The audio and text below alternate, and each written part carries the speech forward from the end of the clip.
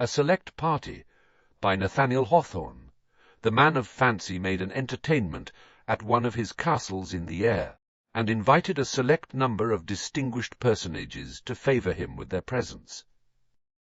The mansion, though less splendid than many that have been situated in the same region, was nevertheless of a magnificence such as is seldom witnessed by those acquainted only with terrestrial architecture.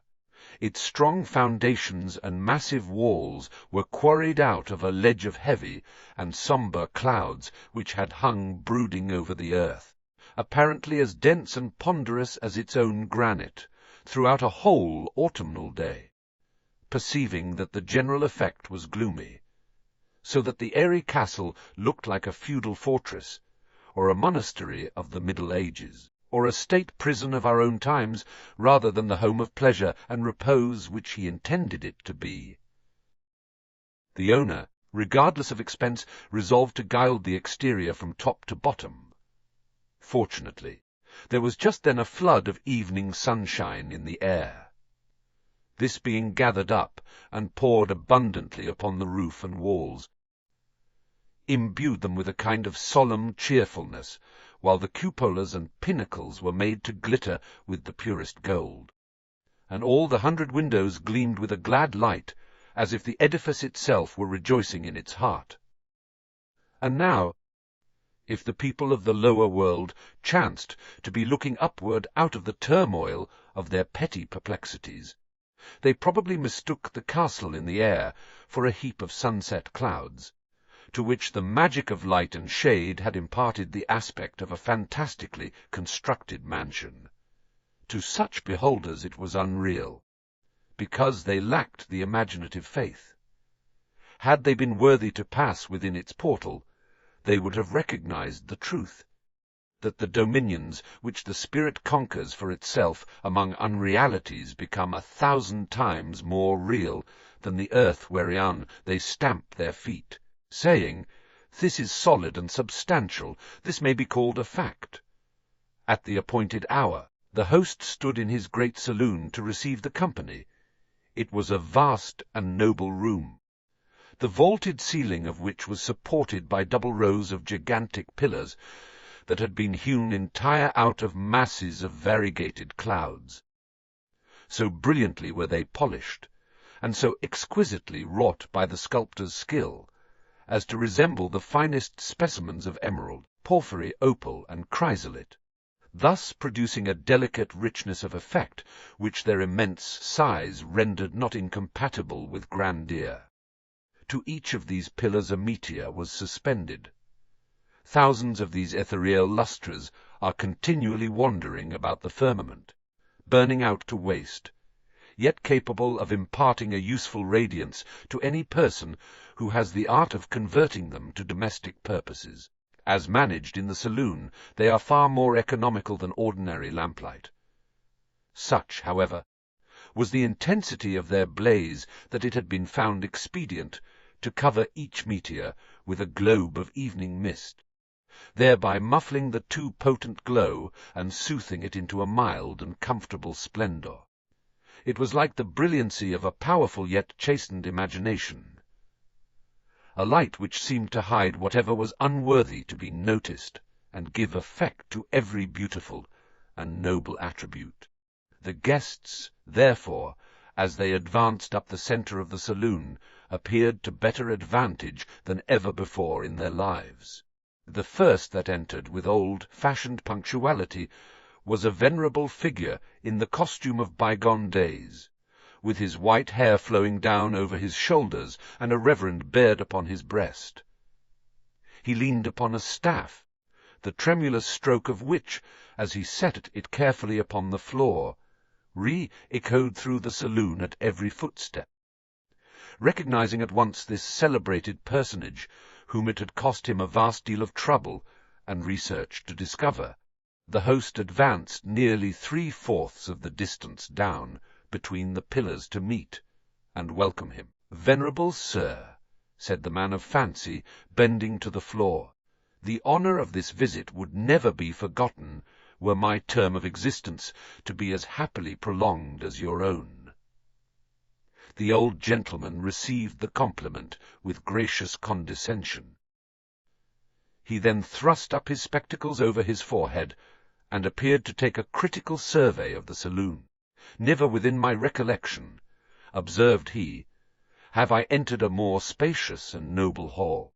But are you sure it is built of solid materials, and that the structure will be permanent?"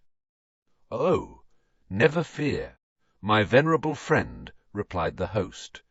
"In reference to a lifetime like your own, it is true my castle may well be called a temporary edifice, but it will endure long enough to answer all the purposes for which it was erected." But we forget that the reader has not yet been made acquainted with the guest. It was no other than that universally accredited character, so constantly referred to in all seasons of intense cold or heat, he that remembers the hot Sunday and the cold Friday, the witness of a past age whose negative reminiscences find their way into every newspaper, yet whose antiquated and dusky abode is so overshadowed by accumulated years and crowded back by modern edifices that none but the man of fancy could have discovered it. In short, that twin brother of time and great grandsire of mankind, and hand and glove associate of all forgotten men and things, the oldest inhabitant. The host would willingly have drawn him into conversation, but succeeded only in eliciting a few remarks as to the oppressive atmosphere of this present summer evening compared with one which the guest had experienced about 80 years ago. The old gentleman, in fact, was a good deal overcome by his journey among the clouds, which, to a frame so earth, encrusted by long continuance in a lower region, was unavoidably more fatiguing than to younger spirits. He was therefore conducted to an easy chair, well cushioned and stuffed with vaporous softness, and left to take a little repose. The man of fancy now discerned another guest, who stood so quietly in the shadow of one of the pillars that he might easily have been overlooked. "My dear sir," exclaimed the host, grasping him warmly by the hand, "allow me to greet you as the hero of the evening.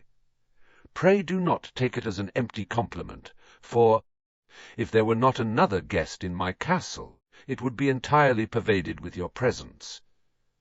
"I thank you," answered the unpretending stranger, "but, though you happen to overlook me, I have not just arrived.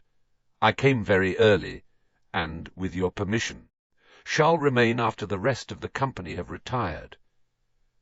And who does the reader imagine was this unobtrusive guest? It was the famous performer of acknowledged impossibilities, a character of superhuman capacity and virtue, and, if his enemies are be credited, of no less remarkable weaknesses and defects. With a generosity with which he alone sets us an example, we will glance merely at his nobler attributes.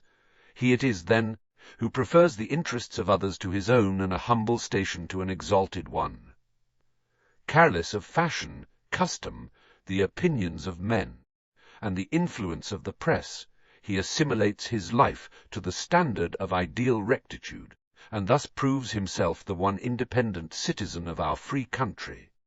In point of ability, many people declare him to be the only mathematician capable of squaring the circle, the only mechanic acquainted with the principle of perpetual motion, the only scientific philosopher who can compel water to run uphill, the only writer of the age whose genius is equal to the production of an epic poem, and, finally, so various are his accomplishments, the only professor of gymnastics who has succeeded in jumping down his own throat.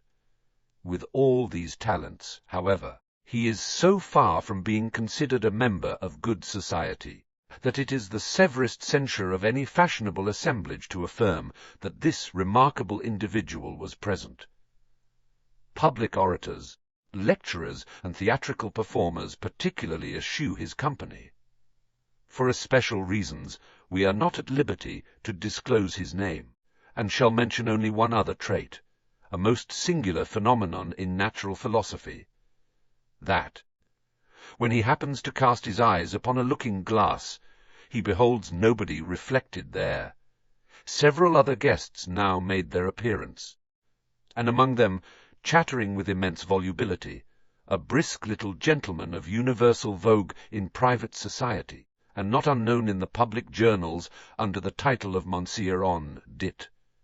The name would seem to indicate a Frenchman, but, whatever be his country, he is thoroughly versed in all the languages of the day, and can express himself quite as much to the purpose in English as in any other tongue. No sooner were the ceremonies of salutation over than this talkative little person put his mouth to the host's ear and whispered 3 secrets of state, an important piece of commercial intelligence, and a rich item of fashionable scandal. He then assured the man of fancy that he would not fail to circulate in the society of the lower world a minute description of this magnificent castle in the air, and of the festivities at which he had the honor to be a guest.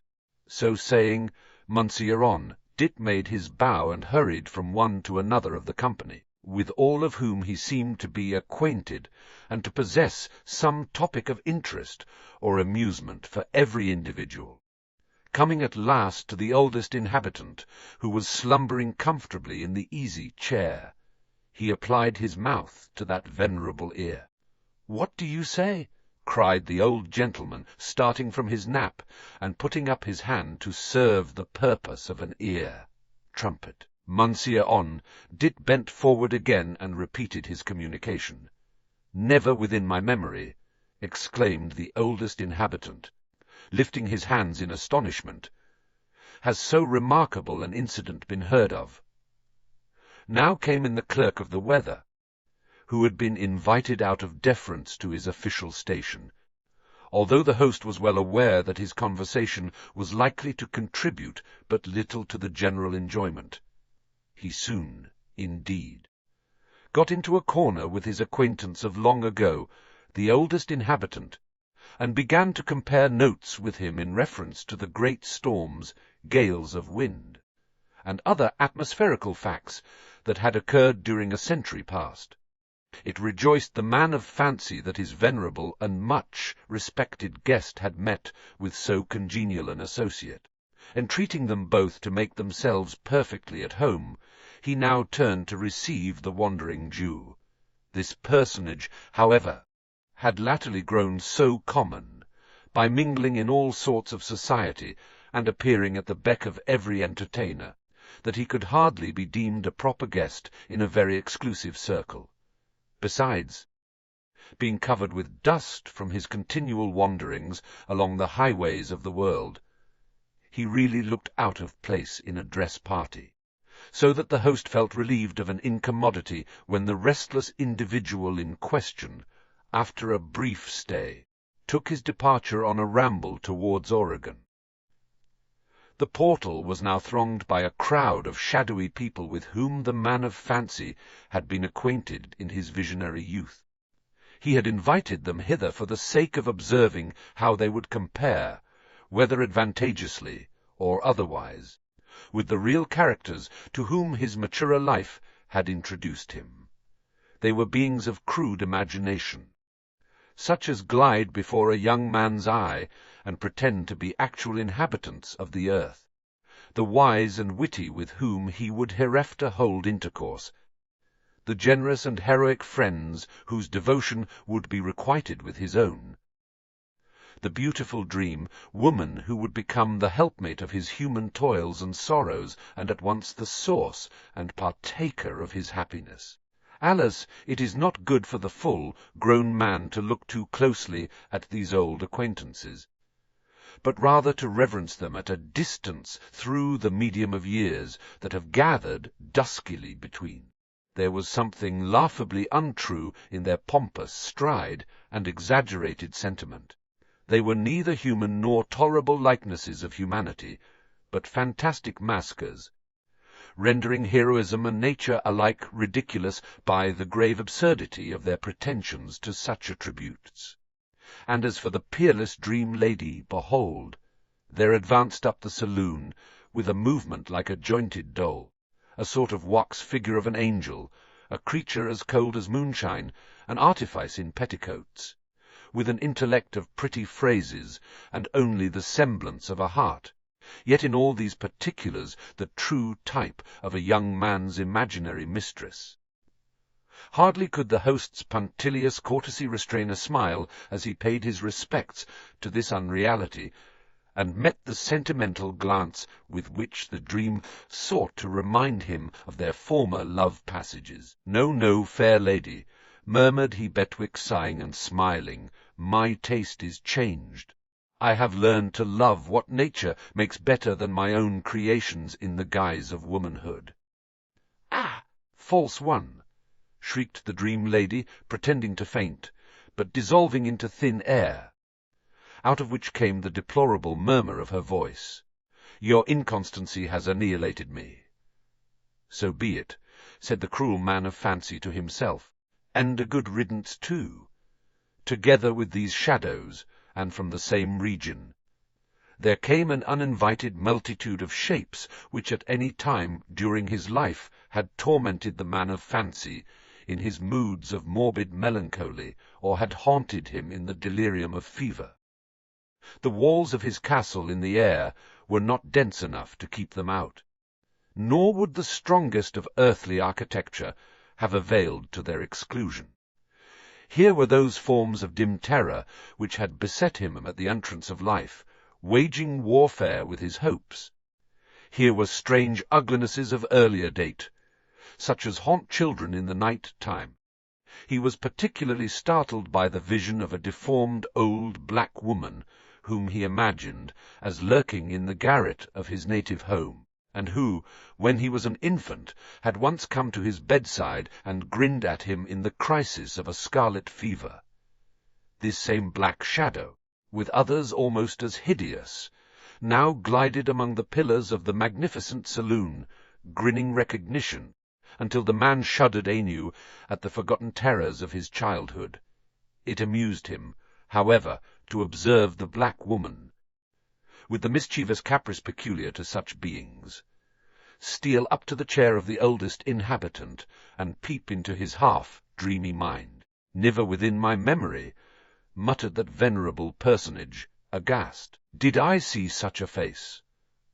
Almost immediately after the unrealities just described, arrived a number of guests whom incredulous readers may be inclined to rank equally among creatures of imagination. The most noteworthy were an incorruptible patriot, a scholar without pedantry, a priest without worldly ambition, and a beautiful woman without pride or coquetry, a married pair whose life had never been disturbed by incongruity of feeling, a reformer untrammelled by his theory, and a poet who felt no jealousy towards other votaries of the lyre. In truth, however, the host was not one of the cynics who consider these patterns of excellence, without the fatal flaw, such rarities in the world, and he had invited them to his select party chiefly out of humble deference to the judgment of society, which pronounces them almost impossible to be met with. "In my younger days," observed the oldest inhabitant, "such characters might be seen at the corner of every street. But be that as it might, these specimens of perfection proved to be not half so entertaining companions as people with the ordinary allowance of faults. But now appeared a stranger, whom the host had no sooner recognized than, with an abundance of courtesy unlavished on any other, he hastened down the whole length of the saloon in order to pay him emphatic honor.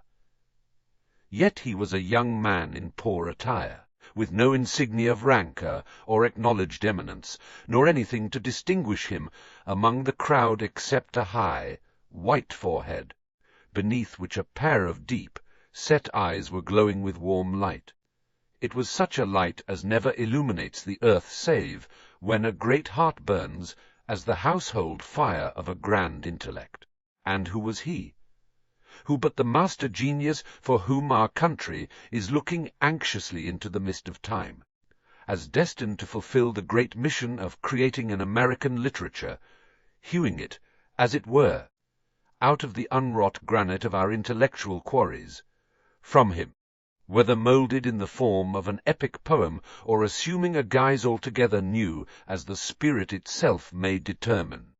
We are to receive our first great original work, which shall do all that remains to be achieved for our glory among the nations. How this child of a mighty destiny had been discovered by the man of fancy, it is of little consequence to mention. Suffice it that he dwells as yet unhonoured among men, unrecognized by those who have known him from his cradle. The noble countenance, which should be distinguished by a halo diffused around it, passes daily amid the throng of people toiling and troubling themselves about the trifles of a moment, and none pay reverence to the worker of immortality. Nor does it matter much to him, in his triumph over all the ages, though a generation or two of his own times shall do themselves the wrong to disregard him. By this time Monsieur On had caught up the stranger's name and destiny, and was busily whispering the intelligence among the other guests. "Pshaw," said one. "There can never be an American genius—" "Oh, pish!" cried another. "We have already as good poets as any in the world. For my part, I desire to see no better."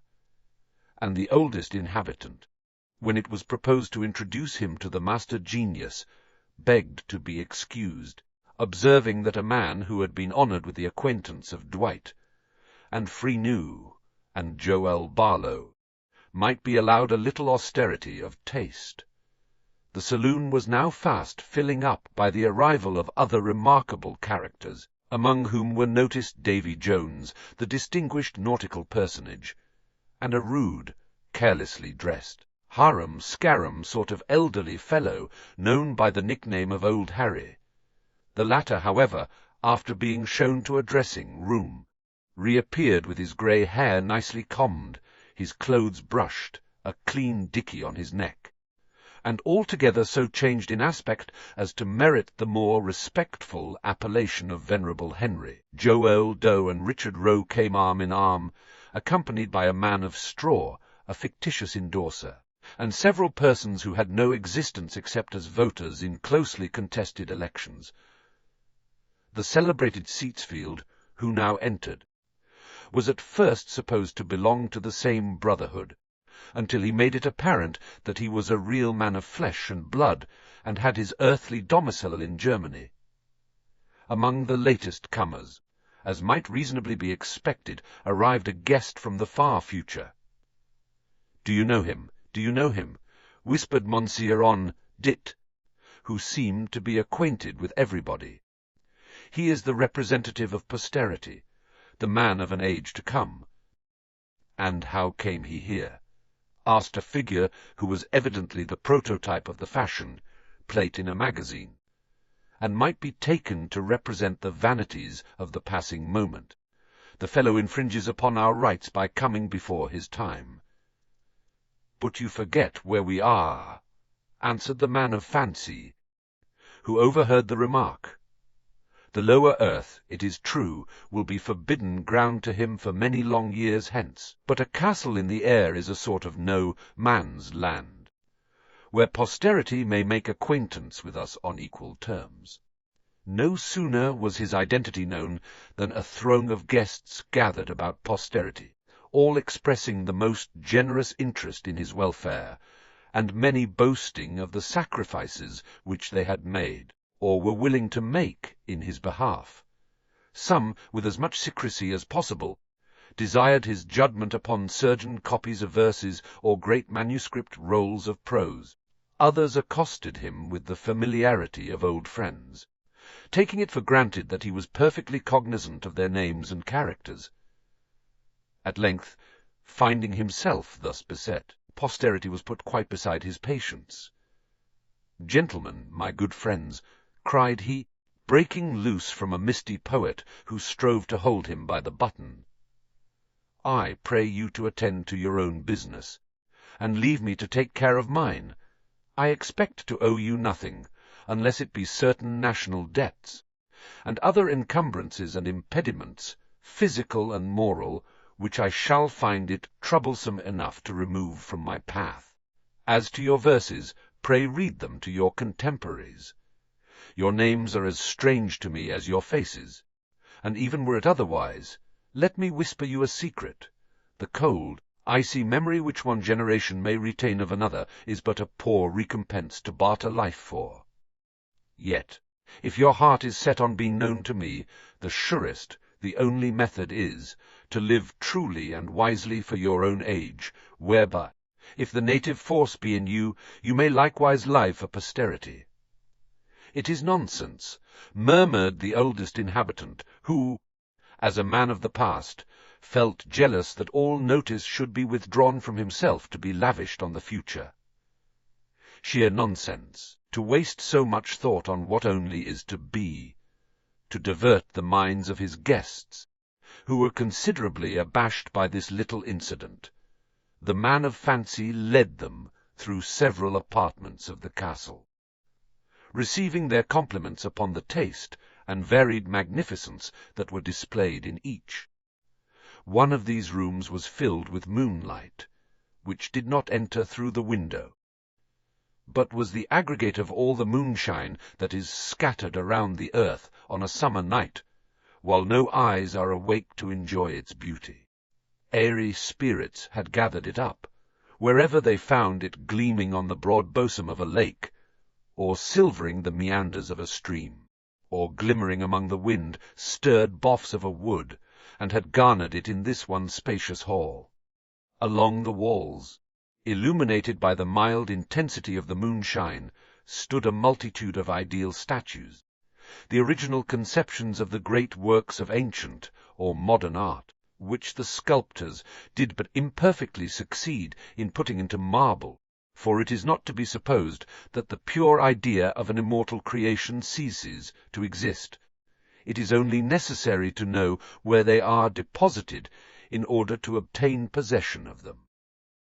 In the alcoves of another vast apartment was arranged a splendid library, the volumes of which were inestimable, because they consisted, not of actual performances, but of the works which the authors only planned, without ever finding the happy season to achieve them. To take familiar instances, here were the untold tales of Chaucer's Canterbury Pilgrims, the unwritten cantos of the Fairy Queen, the conclusion of Coleridge's Christable, and the whole of Dryden's projected epic on the subject of King Arthur.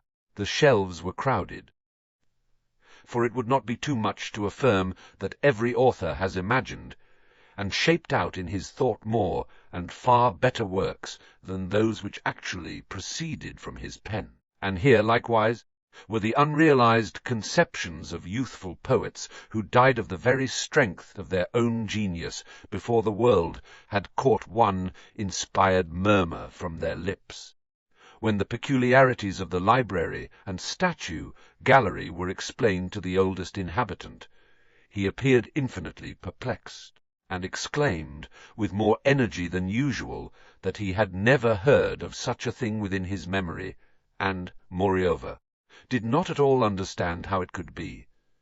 But my brain, I think, said the good old gentleman, is getting not so clear as it used to be.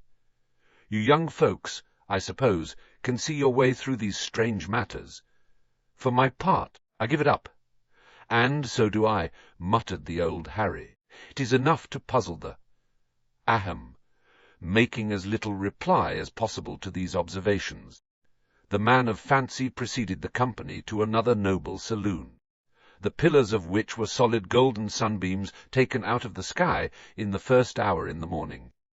Thus, as they retained all their living lustre, the room was filled with the most cheerful radiance imaginable, yet not too dazzling to be borne with comfort and delight.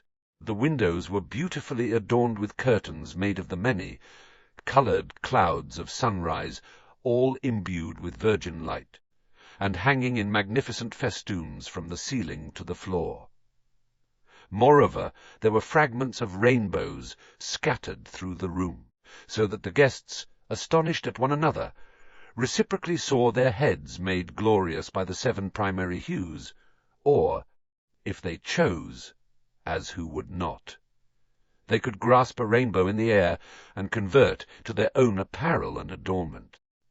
But the morning light and scattered rainbows were only a type and symbol of the real wonders of the apartment, by an influence akin to magic, yet perfectly natural. Whatever means and opportunities of joy are neglected in the lower world had been carefully gathered up and deposited in the saloon of morning sunshine. As may well be conceived, therefore, there was material enough to supply not merely a joyous evening, but also a happy lifetime, to more than as many people as that spacious apartment could contain. The company seemed to renew their youth, while that pattern and proverbial standard of innocence, the child unborn, frolicked to and fro among them, communicating his own unwrinkled gaiety to all who had the good fortune to witness his gambols. "My honoured friends," said the man of fancy, after they had enjoyed themselves a while, "I am now to request your presence in the banqueting hall, where a slight collation is awaiting you." "Ah, well said," ejaculated a cadaverous figure, who had been invited for no other reason than that he was pretty constantly in the habit of dining with Duke Humphrey. "I was beginning to wonder whether a castle in the air were provided with a kitchen." It was curious, in truth, to see how instantaneously the guests were diverted from the high moral enjoyments which they had been tasting with so much apparent zest by a suggestion of the more solid as well as liquid delights of the festive board. They thronged eagerly in the rear of the host, who now ushered them into a lofty and extensive hall, from end to end of which was arranged a table, glittering all over with innumerable dishes and drinking vessels of gold. It is an uncertain point whether these rich articles of plate were made for the occasion out of molten sunbeams, or recovered from the wrecks of Spanish galleons that had lain for ages at the bottom of the sea. The upper end of the table was overshadowed by a canopy, beneath which was placed a chair of elaborate magnificence, which the host himself declined to occupy, and besought his guests to assign it to the worthiest among them, as a suitable homage to his incalculable antiquity and eminent distinction. The post of honour was at first tendered to the oldest inhabitant. He, however, eschewed it, and requested the favour of a bowl of gruel at a side table, where he could refresh himself with a quiet nap. There was some little hesitation as to the next candidate, until posterity took the master genius of our country by the hand and led him to the chair of state beneath the princely canopy, when once they beheld him in his true place. The company acknowledged the justice of the selection by a long thunder roll of vehement applause. Then was served up a banquet, combining, if not all the delicacies of the season, yet all the rarities which careful purveyors had met with in the flesh, fish, and vegetable markets of the land of nowhere. The bill of fare being unfortunately lost, we can only mention a phoenix, roasted in its own flames, cold potted birds of paradise, ice creams from the Milky Way, and whip syllabubs and flummery from the paradise of fools, whereof there was a very great consumption. As for drinkables, the temperance people contented themselves with water as usual, but it was the water of the fountain of youth. The ladies sipped nepenthe, the lovelorn the caerwurn, and the sorrow-stricken were supplied with brimming goblets of leith, and it was shrewdly conjectured that a certain golden vase, from which only the more distinguished guests were invited to partake, contained nectar that had been mellowing ever since the days of classical mythology. The cloth being removed, the company, as usual, grew eloquent over their liquor, and delivered themselves of a succession of brilliant speeches, the task of reporting which we resign to the more adequate ability of Counsellor Gill, whose indispensable co-operation the man of fancy had taken the precaution to secure. When the festivity of the banquet was at its most ethereal point, the clerk of the weather was observed to steal from the table and thrust his head between the purple and golden curtains of one of the windows. "My fellow guests," he remarked aloud, after carefully noting the signs of the night, "I advise such of you as live at a distance to be going as soon as possible, for a thunder's storm is certainly at hand." "Mercy on me!" cried Mother Carey, who had left her brood of chickens and come hither in gossamer drapery, with pink silk stockings. "How shall I ever get home?" All now was confusion and hasty departure, with but little superfluous leave-taking. The oldest inhabitant, however, true to the rule of those long-past days in which his courtesy had been studied, paused on the threshold of the meteor-lighted hall to express his vast satisfaction at the entertainment. "Niver, within my memory," observed the gracious old gentleman, "has it been my good fortune to spend a pleasanter evening, or in more select society." The wind here took his breath away, whirled his three-cornered hat into infinite space, and drowned what further compliments it had been his purpose to bestow. Many of the company had bespoken Willow, the wisps to convoy them home, and the host, in his general beneficence, had engaged the man in the moon, with an immense horn lantern, to be the guide of such desolate spinsters as could do no better for themselves. But a blast of the rising tempest blew out all their lights in the twinkling of an eye. How, in the darkness that ensued, the guests contrived to get back to earth, or whether the greater part of them contrived to get back at all, or are still wandering among clouds, mists, and puffs of tempestuous wind, bruised by the beams and rafters of the overthrown castle in the air, and deluded by all sorts of unrealities, are points that concern themselves much more than the writer or the public. People should think of these matters before they trust themselves on a pleasure party into the realm of nowhere.